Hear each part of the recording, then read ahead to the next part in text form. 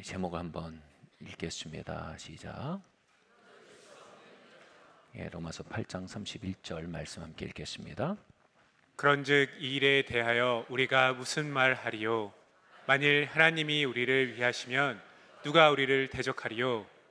아멘. 고등학교 2학년 수련회였습니다. 저녁 집회가 끝나고 저는 처음인 것처럼 하나님이 나의 아버지라는 사실, 그리고 그리스도가 나의 명료한 구주이자 임금이시라는 사실, 그리고 성령께서 내 안에 내주하시는 호흡이시라는 사실을 확연하게 알게 되었습니다. 나는 창세전에 택함 받은 자이며 영생이 나에게 준비되었음을 너무나 명확하게 보게 된 것입니다.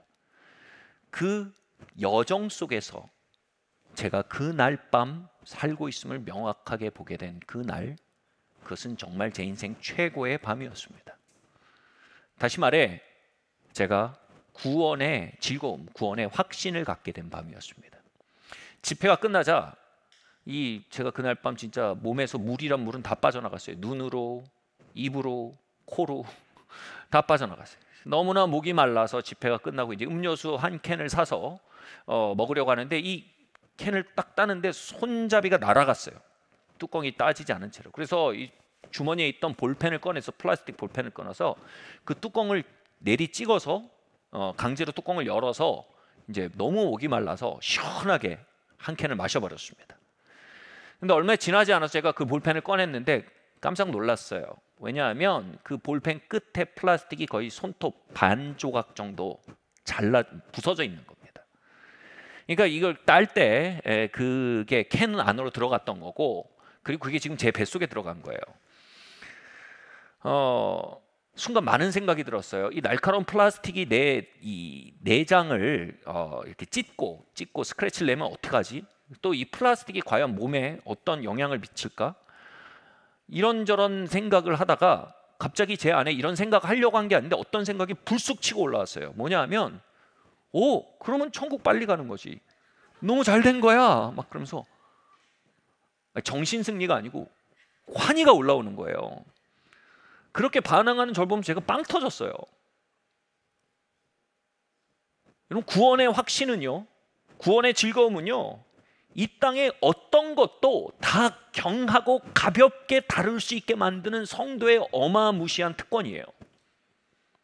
당장의 이별도, 당장의 실패도, 당장의 빈곤도, 당장의 수치도 영광의 소망, 그 영생의 소망, 구원의 확신 가운데, 그 빛 가운데 비추어 보면 그것은 정말 웃어넘길 수 있는 무엇으로 바뀌고 마는 거예요.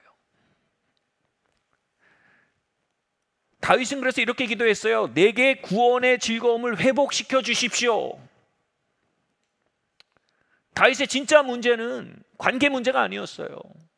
다윗의 진짜 문제는 하락하는 리더십의 문제가 아니었어요. 다윗의 진짜 문제는 이것이었어요. 내게 구원의 즐거움을 회복시켜 주십시오. 그날 밤을 돌이켜 볼 때 지금 내 삶의 진짜 문제는 다른 문제가 아닙니다. 그 구원의 즐거움이, 그 확실성이, 그 천국 소망이 막연해지고 흐릿해져 가고 있다는 겁니다. 사업이 문제입니까? 재정이 문제입니까? 관계가 문제입니까? 진짜 문제는 진짜 큰 게 작아 보이고 작은 게 커 보이는 혼돈에 있습니다. 여러분, 영생의 소망을 가지니까, 영원의 확신을 가지니까 어찌 시간 속에 있는 것들에 압도되겠습니까? 우리가 사물을 너무 당겨서 줌인해서 보면요, 거기에 있던 길도 해결점도 보이질 않습니다. 그러나 줌아웃해서 멀리서 보면요, 큰 것을 크게 보고 작은 것을 작게 보게 되면요, 그 문제들 안에 있는 그 첩경이 보이게 되는 겁니다. 바로 구원의 여정으로 줌아웃해서 영원으로 가는 발걸음으로서 나의 하루하루를 보고 내 삶에 있는 여러 가지를 보게 될 때 우리는 비로소 구원의 여정의 첩경을 우리의 가정 문제 안에, 구원의 여정으로서 첩경을 우리의 사업 문제 안에, 재정 문제 안에서 바라보게 되며 그것을 믿음의 여정으로 걸어낼 수 있는 해안을 갖게 되는 것입니다. 내게 구원의 즐거움을 회복시켜 주십시오. 이 기도는 모든 성도들의 중심에 되돌아와야 할 기도인 줄 믿습니다. 사도는 오늘 내가 그런즉 이 일에 대해 무슨 말을 하리요? 만일 하나님이 우리를 위하시면 누가 우리를 대적하리요? 이렇게 말합니다. 이 일이 뭡니까? 사업입니까? 결혼 문제입니까? 재정 문제입니까? 여기서 말하는 이 일이 뭐냐면요, 그 전 구절에서 이렇게 말합니다. 우리를 미리 하시고 정하시고 부르시고 의롭다 하시고 영화롭게 하는 여정, 몇 번 언급했지만 이걸 구원의 황금사슬이라고 합니다. 미리 하시고 택하시고 부르시고 의롭다 하시고 영화롭게 하는 구원의 연속적인 여정에 관해서 얘기하는 겁니다. 이 여정에 대하 무슨 말을 하리요? 하나님이 만일 이 여정 가운데 우리를 위하시면 누가 우리를 막겠느냐 이겁니다.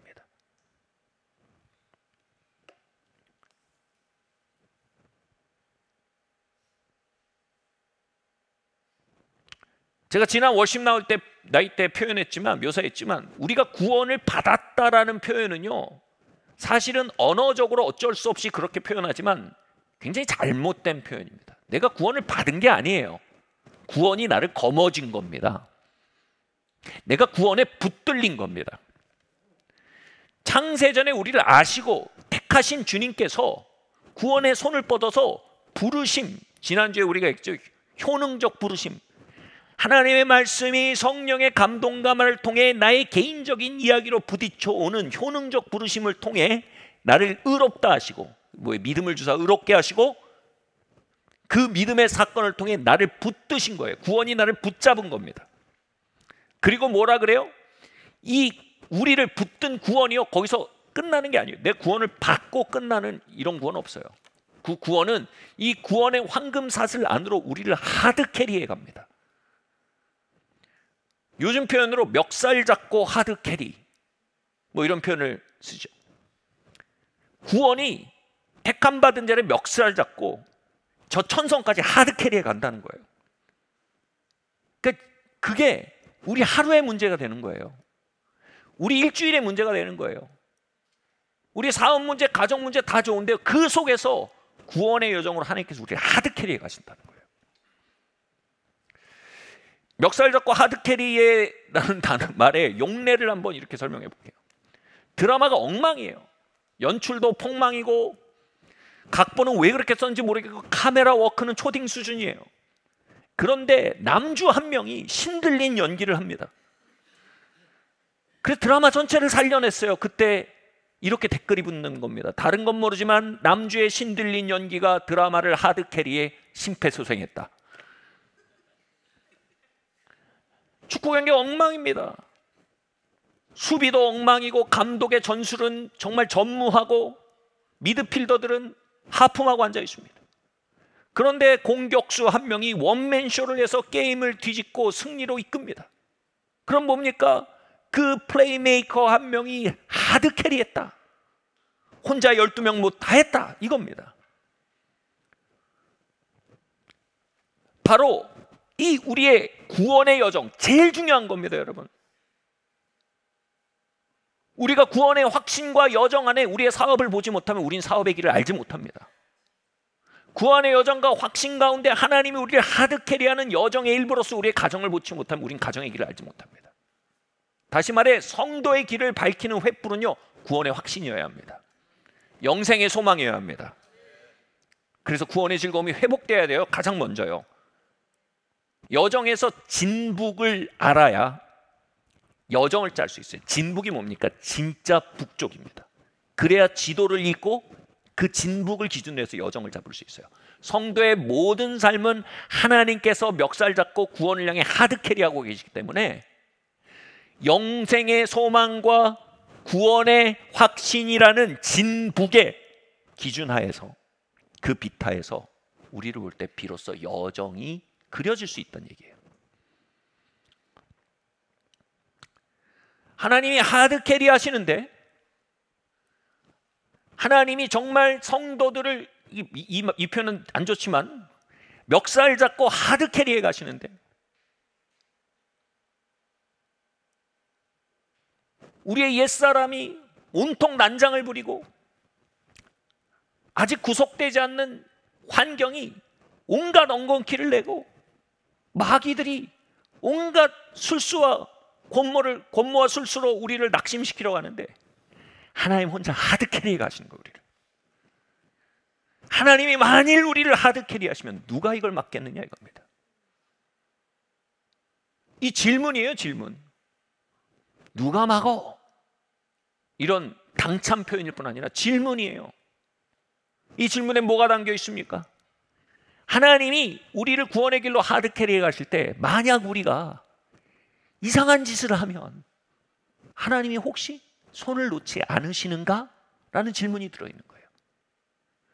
또는 하나님이 우리를 하드캐리해 가시는데, 만일 우리가 그 손을 물고 발로 차고 난 싫어요, 안 가요, 반항하면 놓지는 않으시는가? 또는 삶의 환난과 어려움 속에 우리가 낙심해 버려서 주저앉아 버리면 하나님이 그때도 우리를 억지로 끌고 가실까? 다시 말해, 환경과 환난이 이 구원의 여정을 혹시라도 낙심으로 꺾어내지 않을까? 라는 질문들을 품고 있는 말인 것입니다. 이 질문들 앞에 성도들로 하여금 최후 확신을 갖게 하는 것이 바로 이 8장의 마지막의 사명인 것입니다. 우리 한번 다음 이야기를 한번 읽어보겠습니다. 시작. 구원은 우리에게 시작된 일이 아닙니다. 그래서 우리에 의해서 멈춰질 수 없습니다. 구원은, 이게 빠졌네. 구원은 우리에게서 시작된 일이 아닙니다. 그래서 우리에 의해서 멈춰질 수가 없습니다. 말씀 한번 읽겠습니다. 시작.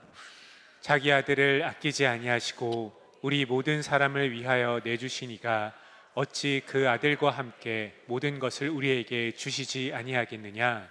네. 자, 우리의 구원의 여정을 시작하신 이가 하나님 자신이라는 얘기입니다. 우리가 시작한 게 아니라는 거예요. 창세전에 하나님이 구원하실 자들, 자녀 삼으실 자들 미리 아셨대요. 그리고 정하셨대요. 그리고 부르신 거래요. 여기서 굉장히 주목할 만한 단어는 뭐예요? 주님이 아시고 정하셨다는 거예요. 여기 아셨다는 걸 뭘 포함합니까? 우리의 체질이 진토임을 아시면서라는 겁니다. 우리가 어떤 사람인지 아시면서 선택했다는 겁니다. 제가 존경하는 한 사역자가 있습니다. 이분은 젊어서 하나님을 굉장히 사랑해서 신학교를 가고 사역자로 살고 있었습니다. 그러던 중에 내가 하나님의 사랑을 흘려보내고 드러내는 일에 집중한 사역을 하도록 불림받았다라는 확신도 갖게 됐습니다만, 전혀 반대의 일이 삶에서 벌어지고 맙니다. 아내와 불화가 생기고요, 결국 결혼이 망가져 버리고요, 아내가 자신을 떠나버리게 되었습니다. 그분은 그때 이렇게 생각했습니다. 도대체 무슨 일이 벌어지는가? 나는 사랑을 드러내고 하나님의 사랑을 전하는 일을 향해 불림받은 사역자인데 결혼이 망가져버리고 아내가 떠나버렸다. 내 삶에 무슨 일이 벌어지는 걸까? 어떻게 이런 일이 벌어질 수 있는가?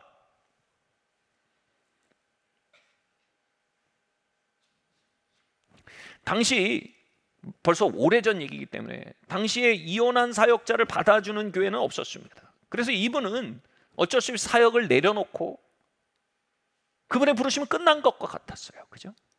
사업가가 됐습니다. 그런데 오히려 그 과정이요, 진정으로 하나님의 사랑을 드러낼 수 있는 사람으로 준비되어져 가는 필수 코스 중에 하나였어요. 그분은 그 과정을 통해 자신이 전혀 모르던 자신의 인격의 단면을 만나게 된 거예요. 자신은 정말 자신 안에 반사랑적인 인격의 단면이 잠재해 있음을 알게 된 거예요. 사랑의 삶을 살아가고자 하는 자신의 반배천에 엄청나게 반사랑적인 인격이 도사리고 있는 것입니다. 무정하고 용서하지 않고 사람보다 이를 먼저 선택하고 사람을 쉽게 판단하는 자신의 단면, 반사랑적인 단면을 만난 것입니다. 구스타프 융이라는 심리학자는요, 이걸 섀도우라고 합니다. 그림자 인격입니다. 이 그림자 인격을 아주 잘 보여주는 성경의 이야기가 있습니다. 디두모라는 도마의 이야기입니다. 도마는 예수님과 함께 죽으러 가자라고 말하는 충성파였습니다만은 예수님이 십자가를 지나자, 그 골짜기를 지나자 그 안에 있던 그림자 인격이 튀어나와 버립니다. 그의 그림자 인격은 회의주의자였습니다. 낙심주의자였습니다. 허무주의자였습니다. 십자가를 만날 때 그림자 인격이 튀어나와 버리고 이게 다 뭐란 말인가? 다 망가져 버렸구나. 결국 삶은 아무 의미가 없구나. 그리고 예수께서 부활하셨다는 이야기를 들었을 때 그의 그림자 인격은 이렇게 말합니다. 내 손을 그 못자국에 넣어보기 전까지는 난 못 믿어. 다시 나에게 희망 따위를 말하지 마.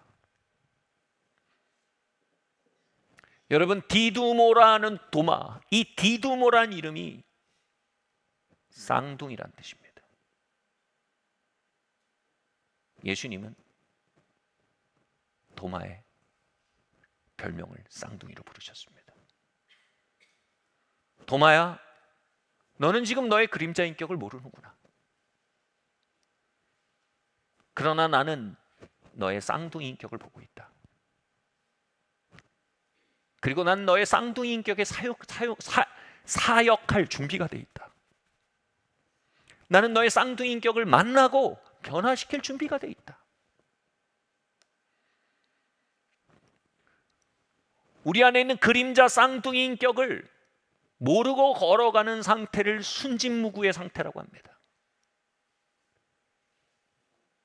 우리가 순진무구의 상태로 구원의 여정을 시작할 때 우리는 이 쌍둥이 인격이 튀어나와 무슨 일을 할지 예측도 못합니다.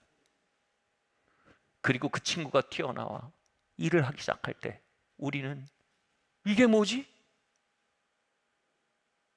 모든 게 망가지는데? 이 부르심도 끝나는 건데. 대만의 그 하나님의 사람과 가서 사역을 할 때였어요. 그분이 이제 영어로 설교를 하면 대만의 통역자가 나와서 통역을 하는데 아직도 그 문장이 기억이 나요. 대만 교회는 한국 교회보다 더 보수적이었어요. 특별히 이혼이나 이런 것에 더 많이 보수적이었어요. 근데 그분이 그냥 다 알면서도 이렇게 하는 거예요. When my first wife left me. 내 첫째 아내가 나를 떠났을 때 라고 말하니까 통역자가 통역을 안 하는 거예요. 그리고 통역자가 그분에게 이걸 그대로 통역해도 되는지, 그대로 통역할 때 어떤 반응이 일어날 수 있는지에 대해서 그분에게 계속 말했어요. 그분은 똑같이 말했어요. When my first wife left me. 왜요? 그분의 진짜 이야기는 거기서 시작됐어요. When my 디두모, 내 안에 쌍둥이 인격이 내 안에 발견되기 시작했을 때 그때 알게 된 거예요. 이건 나의 의로부터 시작된 여정이 아님을. 이건 창세전에 나의 쌍둥이 디두모를 다 보시고 택하시고 부르신 그분으로부터 시작된 여정임을요. 그분은 그 쌍둥이까지 합하여 아들의 형상을 빚는 그 대공사를 향해 작정했음을 말입니다. 여러분, 공사를 할 때 건설사가 수주를 받기 위해서 금액을 써내면요, 가장 높은 금액을 써낸 건설사가 그 공사를 땁니다. 하나님이요, 우리에게 이 공사를 수주하기로 결정하셨을 때 하나님이 쓴 금액이 뭡니까? 내 독생자 아들의 생명입니다. 그래서 이 수주를 따신 겁니다. 여러분, 건설할 때 정말 무서운 게 땅 팔면 이상하게 나오는 겁니다. 우리 유명한 레고랜드 사건 뭡니까? 땅을 팠는데 통제라 문화재가 나온 겁니다. 문화재 나오면 올스톱이에요. 문화재를 옮기든지 공사를 끝내버리든지 해요. 또 무서운 건 뭐예요? 안반이 생각보다 훨씬 크고 깊은 건 무서운 거예요. 또 무서운 건 뭐예요? 공룡뼈 나오면 큰일 나는 거예요. 모든 건설사 다 나가 떨어지는 겁니다. 이것까진 계산 못했어. 이거 부도야. 근데 하나님 그 밑에 문화재 있는 줄 아셨어요. 우린 몰랐어요. 주님 아셨어요. 어마어마하게 딱딱한 안반이 있다는 거 아셨어요. 그리고 택하셨어요. 그리고 아들의 생명이라고 적으셨어요. 문화재가 나올 때 우린 생각해요. 망했다. 이 공사는 여기까지다. 주님이 말씀하세요. 이 공사는 지금부터야. When my first wife left me. 오케이, 지금부터야.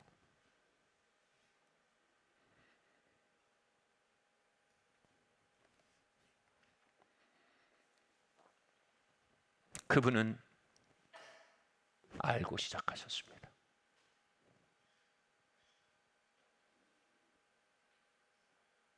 우리가 순진무구 가운데 있다가 우리의 쌍둥이를 만나고 당황할 때 그분은 팔을 걷어붙이며 얘기하십니다.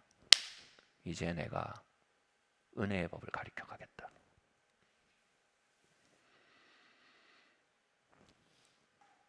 유다는 자기가 버려놓은 난장을 발견하고 후회하고 자살했습니다.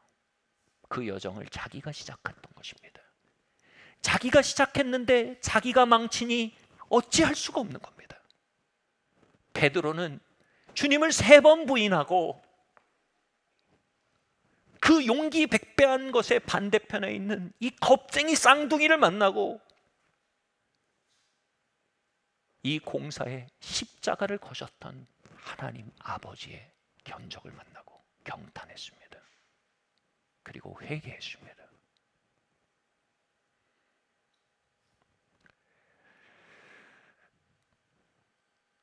망쳐진 것 같으십니까? 여기까지인 것 같으십니까? 당황하십니까? 주님은 우리의 체질이신 토임을 아십니다. 주님은 당황하지 않으십니다. 주님은 거기서 멈추지 않으십니다.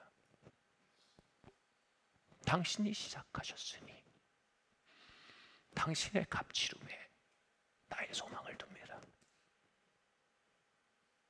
주님, 이 공사 작품 만들어 주십시오. 그렇게 문화재가 나와버린 그 자리에서 그 공사판을 다시 십자가에 의뢰할 때 우리는 끝나지 않는 그분의 열정을 만나게 될 것입니다.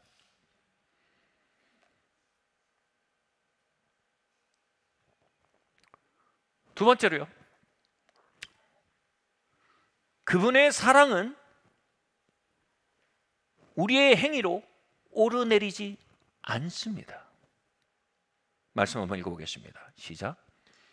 곧 하나님께서 그리스도 안에 계시사 세상을 자기와 화목하게 하시며 그들의 죄를 그들에게 돌리지 아니하시고 화목하게 하는 말씀을 우리에게 부탁하셨느니라.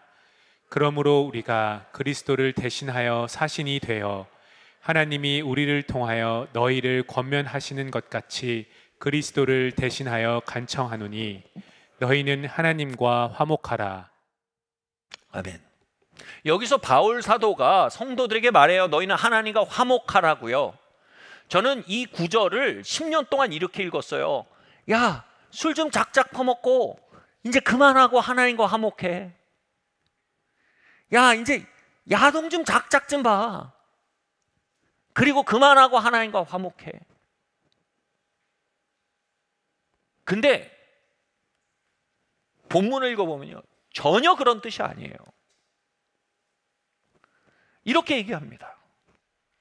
하나님은 그 아들 안에서 우리의 죄값을 영단번에, 같이 말할까요? 영단번에. 순서로 말하면 단번의 영원인데요, 발음이 단영번에면 이상하잖아요. 그러니까 영단번에로 바꾼 거예요. 영단번에 우리의 모든 죄값을 그리스도 안에서 지불하셨어요.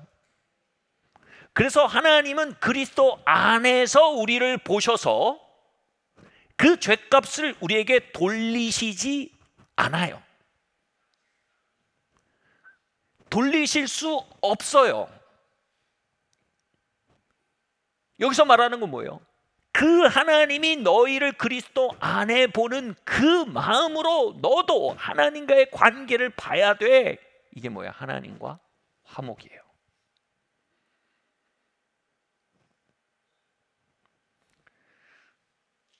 옛날에 어느 애니메이션에 아주 재밌는 장면이 나왔어요. 물소 부부가, 큰 물소 부부가 이렇게 지나가요. 근데 약간 사기꾼 비슷한 동물이 와가지고 얘기하는 거예요. 아, 다이어트 운동을 얼마로 할인해서 해주겠다고 막 그런 거예요. 그러니까 이 물소 남편이 물소 아내에게 이렇게 얘기하는 거예요. 여보, 저 사람 말 절대 듣지 마. 당신 새꼬챙이 같이 말랐단 말이야. 당신은 새꼬챙이 같이 날씬해. 그냥 막 이만한 물소 아내가 말해요. 그래? 그리고 이게 뭐예요? 이게 화해예요. 당신은 새꼬챙이처럼 날씬해. 그래? 이게 여기서 말하는 문맥이에요. 여기서 말하는 불화는 뭐예요? 물소 부인, 당신 이대로 안 돼요. 문제가 많아요. 얘기합니다. 남편이, 여보, 저 말 듣지 마. 당신은 새꼬챙이 같이 날씬하단 말이야.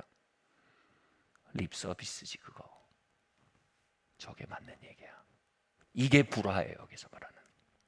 하나님은 우리를 보시는데 그리스도 안에 이루신 영단번에 치르신 값 안에서 보신대요.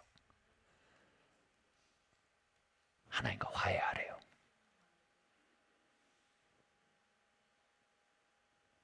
요한일서에서 이렇게 말해요. 너희가 너희 죄를 자백하면 하나님은 미쁘시고 의로우사 우리를 모든 죄를 사하신대요.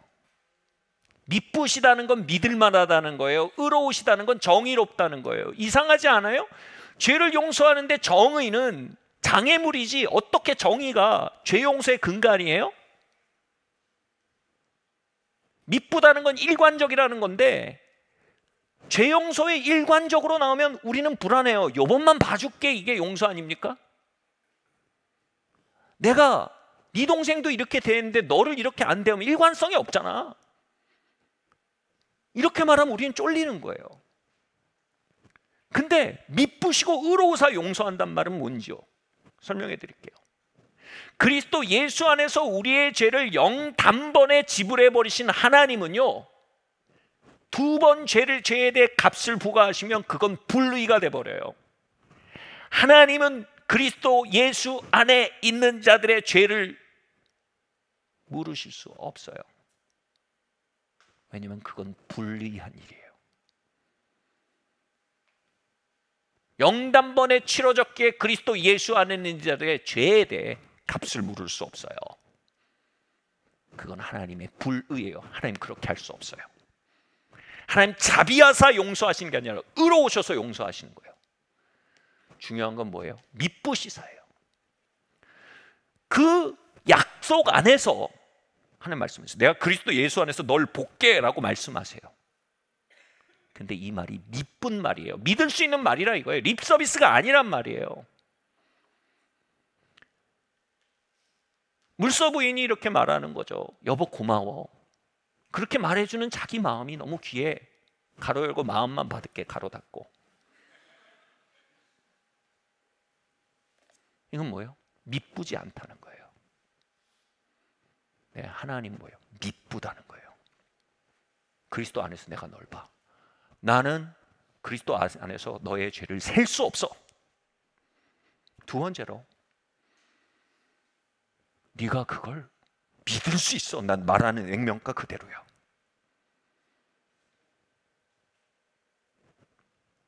나는 내 말에 갇혔어. 내가 말한 것과 다른 방식으로 널 대할 수 없어.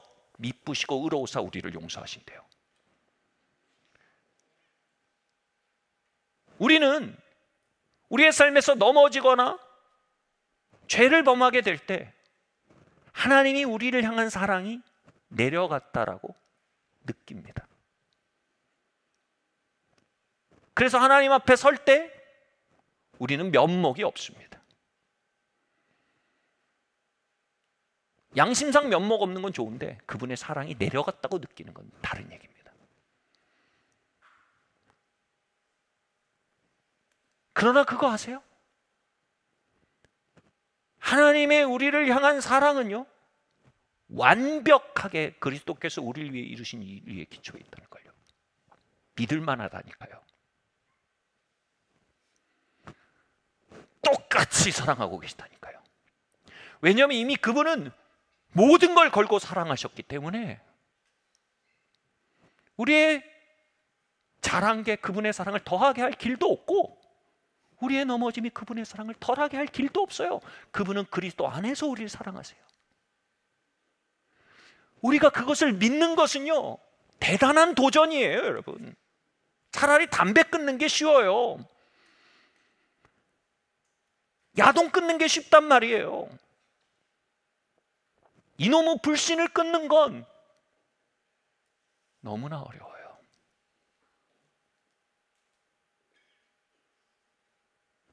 그러나 우리가 그것을 믿어버리기로 하고요, 하나님과 화해하려고 할수록 우리는 나의 짐작 안에 있는 하나님의 사랑에 대한 추측이 아닌 그분의 약속에 있는 하나님의 사랑을 보게 돼요. 그때 말하게 돼요. 내가 넘어진 그 자리에서 말하게 돼요. 나를 향한 주의 사랑 산과 바다에 넘치네. 내 마음 열 때 주께서 내게 참자해 주시네. I could sing of your love forever. 나 주님 사랑 영원히 노래할 수 있을 것 같아요. 이런 사랑이라면 주님 영원히 이 사랑 노래할 수 있을 것 같아요. 우리는 우리의 추측 안에서 그분의 사랑을 보려 할 때 그분의 사랑의 씨앗도 모르게 됩니다. 그러나 그분의 약속 안에서, 그것에 대한 믿음 안에서 그분의 사랑을 보려 할 때 그 사랑이 완전히 우리에게 완전하다는 것을, 일관되다는 것을, 흔들리지 않는다는 것을 보게 될 때 내가 바다에 빠진 존재임을 알게 됩니다.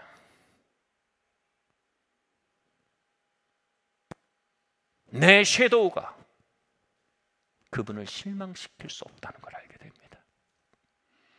내 섀도우도 별 수 없이, 내 그림자 쌍둥이도 별 수 없이 그 사랑에 엄몰되어 감동 감화될 수밖에 없다는 것을 알게 됩니다. 항거불능의 사랑을 알게 되어 그 사랑 앞에 항복하게 됩니다. 그 사랑은 체험으로 열리는 게 아닙니다. 그 사랑은 믿음으로 열리는 겁니다.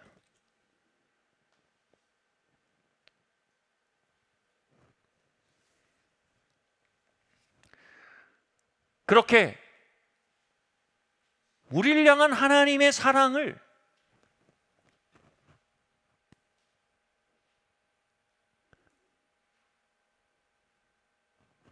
믿어버리기로 할 때 우리는 바다를 만납니다.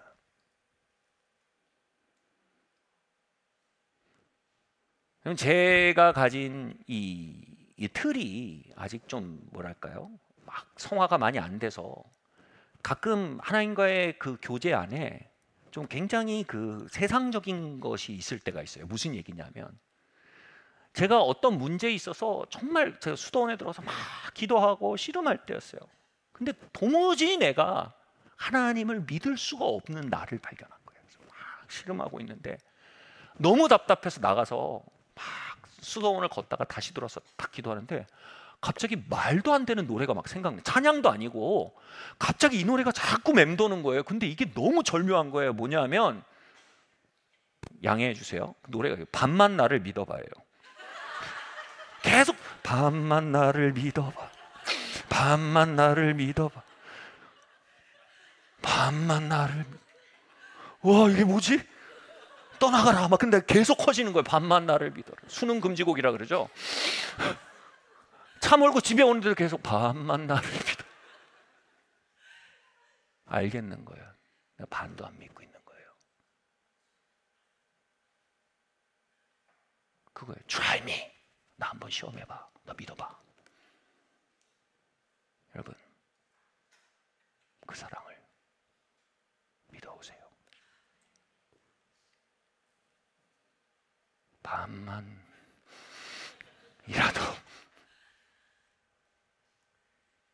그 바다를 믿으세요.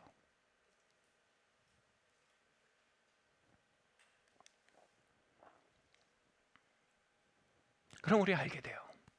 와, 내가 이 여정을 끝낼 능력이 없구나. 내가 이 여정을 쉽게 만들 수 있는 능력 자체가 없구나. 내가. 마지막입니다. 함께 읽겠습니다. 시작.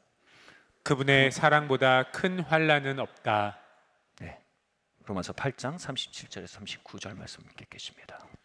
그러나 이 모든 일에 우리를 사랑하시는 이로 말미암아 우리가 넉넉히 이기느니라. 내가 확신하노니 사망이나 생명이나 천사들이나 권세자들이나 현재일이나 장래일이나 능력이나 높음이나 깊음이나 다른 어떤 피조물이라도 우리를 우리 주 그리스도 예수 안에 있는 하나님의 사랑에서 끊을 수 없으리라. 이제 마지막 질문은 이겁니다. 좋습니다, 하나님. 그런데 삶의 풍파와 여정은 예측 불허입니다. 그 안에 벌어지는 일이 나를 낙심시켜 주저앉힐 수 있습니다. 라는 질문에 대해 하나님께서 대답하십니다. 오케이, 한번 보자. 내가 확신한다. 사망, 생명, 천사. 여기서 말하는 천사는 타락천사, 즉 마귀를 의미한다라고 주석합니다. 사람들이요. 권세자, 정사와 권세와 역시 악한 세력들을 의미한다고 얘기합니다. 때로는 국가 단위의 구조적인 악, 현재일이나 장래일이나 능력이나 높음이나 깊음이나 아무 피조물이라도 그리스도 안에 있는 하나님의 사랑에서 끊을 수 없다. 이 말은 뭡니까? 하나님의 사랑 밖에서 벌어질 수 있는 일은 없다 이겁니다.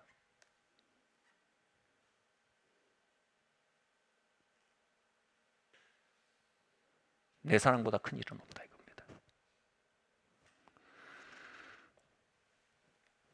에베소서 이렇게 말합니다. 남편이 아내를 사랑하도록 권면하면서 그리스도의 교회를 향한 사랑을 이야기하며 이렇게 말합니다. 그리스도 앞에 교회와 성도들로 하여금 흠도 없고 점도 없게 세우시기 원하시는 그리스도의 사랑에 대해 얘기합니다. 다시 말해, 한 여인이 사랑스럽고 온전한 모습으로 자신 앞에 세워지도록 끊임없이 그 여인을 빚어나가는 남자의 사랑으로 그리스도의 사랑을 묘사하는데 그 사랑의 대상이 교회와 성도라는 겁니다. 다시 말해, 환난이나 기쁨이나 아무 피조물이라도 우리를 향한 그 절절한 그리스도의 사랑의 통치 밖에서 우리에게 벌어질 수 없다는 겁니다.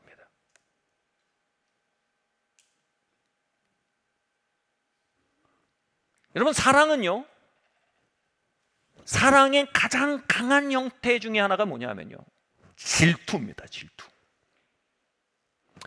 질투는요, 대상을 온전히 소유하고자 하는 사랑의 속성인데, 여러분, 여사친은 질투하지 않아요. 여친은 질투해요. 아내는 죽일 듯이 질투해요. 아내는 남편을 죽일 듯이 질투합니다. 사랑하면요, 온전히 가지려고 합니다. 그리스도는 우리를 사랑하세요. 여사친 아니라니까요. 애인 아니라니까요. 아내래요.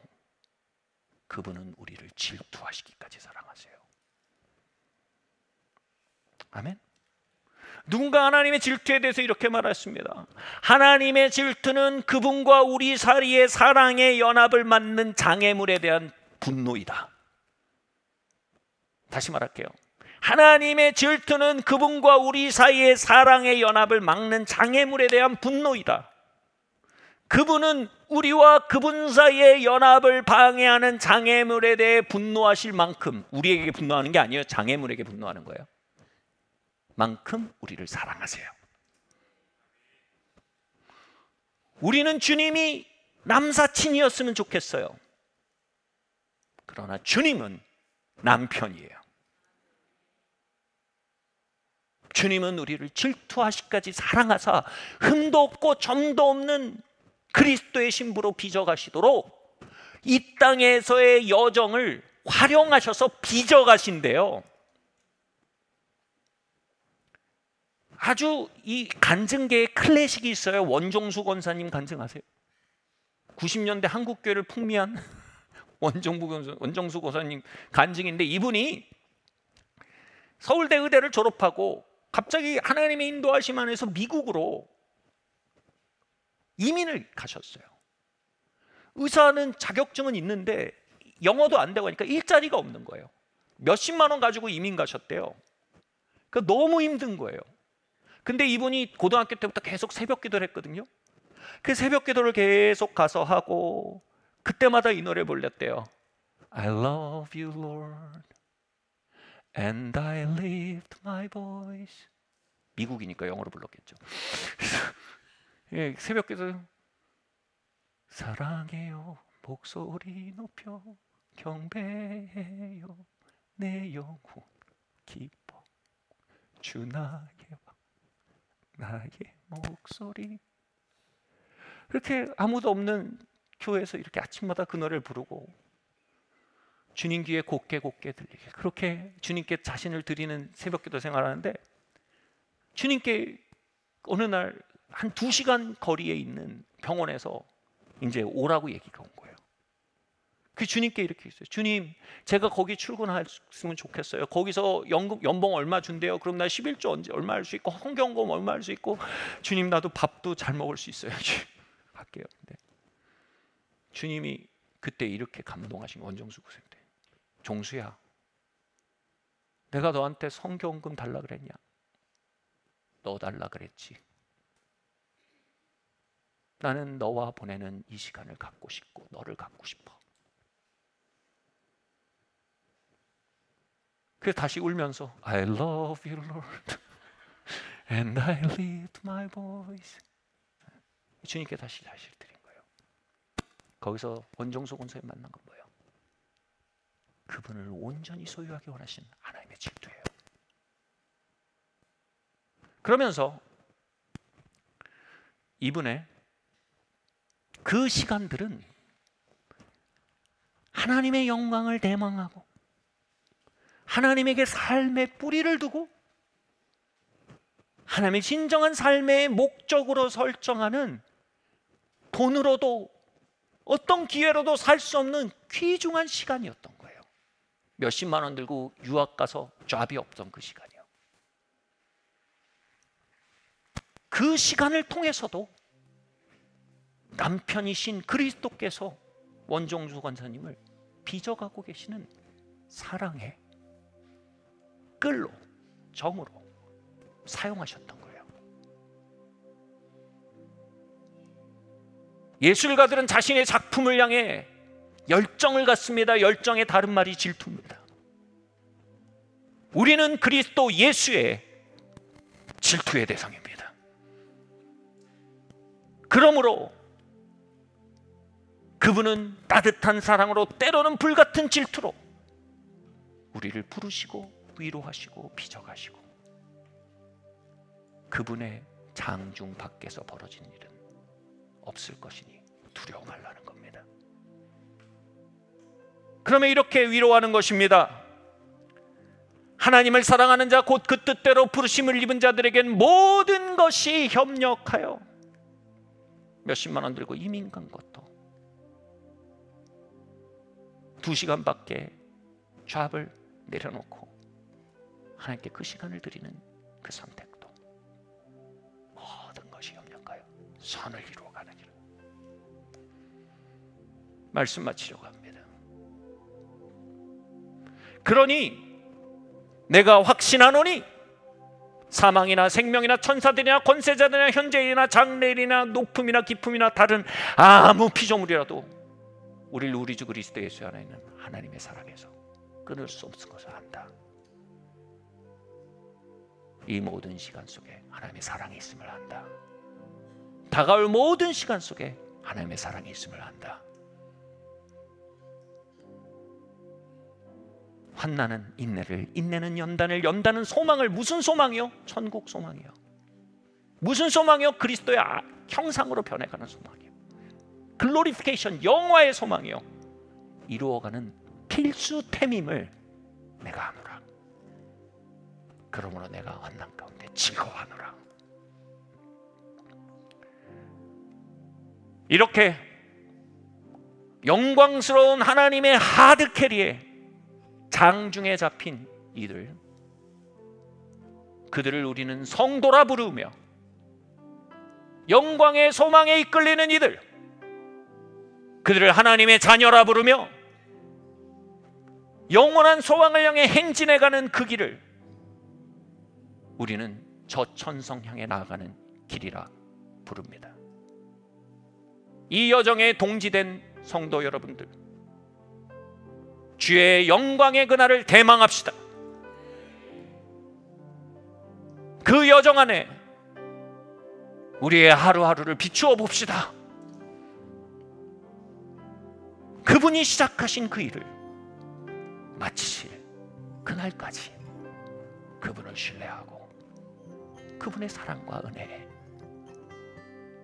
나의 디두목까지도 의탁하며 나아갑시다. 우리 자리에서 일어납시다.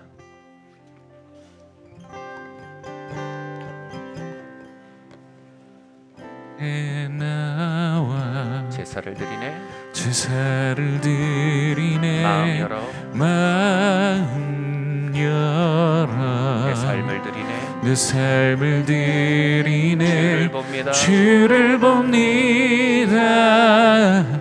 끝없는 사랑 날 회복시키네. 주 앞에 나와. 주 앞에 나와. 주님, 내 안에 구원의 즐거움을 회복시켜 주십시오. 마음 열어. 내 주님, 우리의 소망은 드리네. 주를 봅니다. 강남 50평 아파트가 끝없는 사랑 저천성이며 부장 임원이 아닌 그리스도 보좌 우편입니다. 하나님 보좌 우편입니다. 주 보내. 주는 영날 새롭게 주님의 사랑 날 만지시니. 사랑 날 만지시니.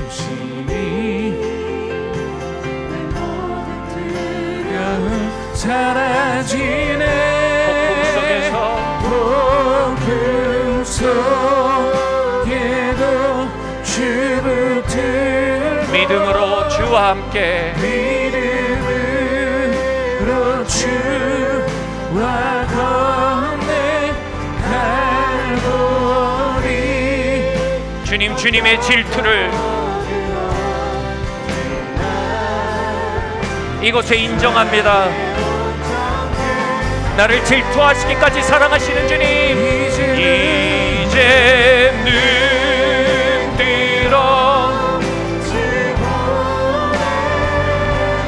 주는 영날 새롭게 주님의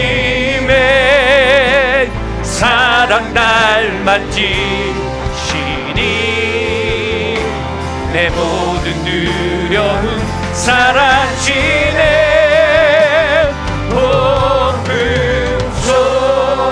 속에도 주 붙들고 믿음으로 주와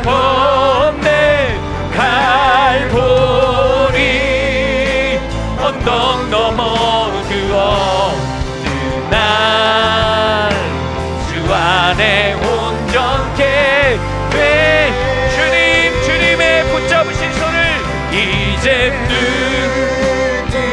나를 택하신 주님을 바라봅니다.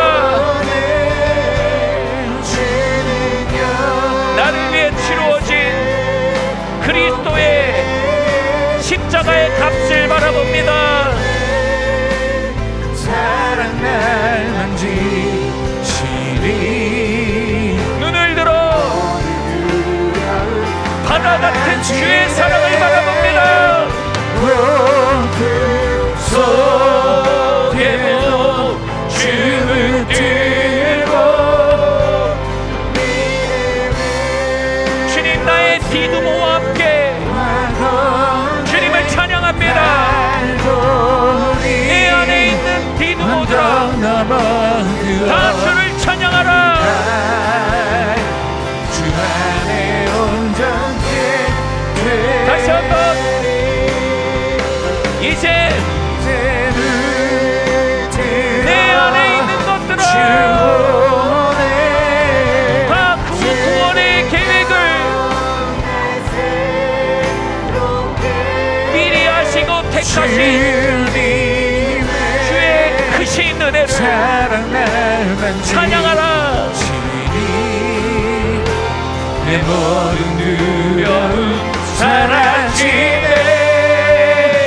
폭풍 속에도 주를 들고 믿음으로 주와 건네 갈보리 언덕 넘어 그 어느 날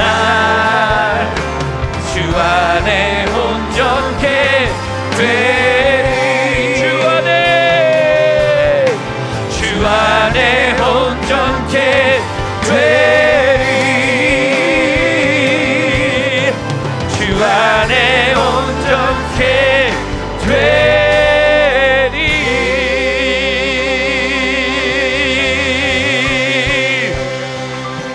할렐루야. 주님 찬양합니다.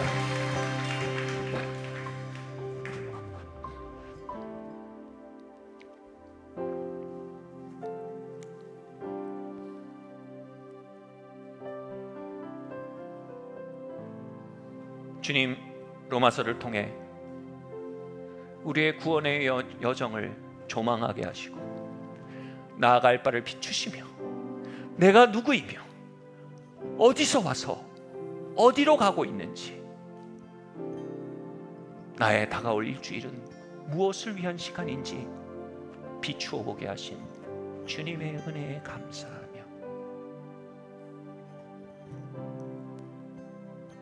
딱딱할 수 있는 교리들을 효능적 부름으로 우리의 심령 가운데 증거하신 성령님의 개입하심에 감사드리며 태초에 우리를 아시고 택하사 이 시간을 통해 목 놓아 부르시는 주님의 음성에 감사합니다. 영생의 소망 화인처럼 가슴에 품으며 구원의 여정을 밝히는 천국 교리들을 횃불처럼 들어올려 길 잃은 자 길을 다시 찾게 하시며 죽은 자 다시 살게 하시며 주저앉은 자 일어나 걷게 하시며 눈멀어 보지 못하는 자 다시 보게 하시는 주님의 은혜에 감사드리옵나이다. 로마서와 함께 걸었던 지난 4달의 시간들을 주님, 우리가 주님의 심판대 앞에 서게 될 때, 우리의 삶을 청산하게 될 때, 우리가 이 시간들로 인해 하나님께 탄복하게 될 것입니다.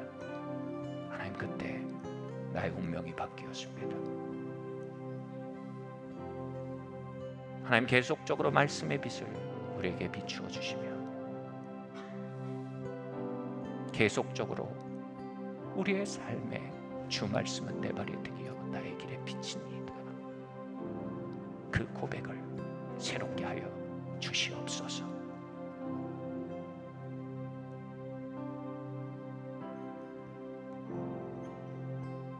감사드리며 이 모든 말씀 살아계신 예수 그리스도 이름으로 기도드리옵나이다.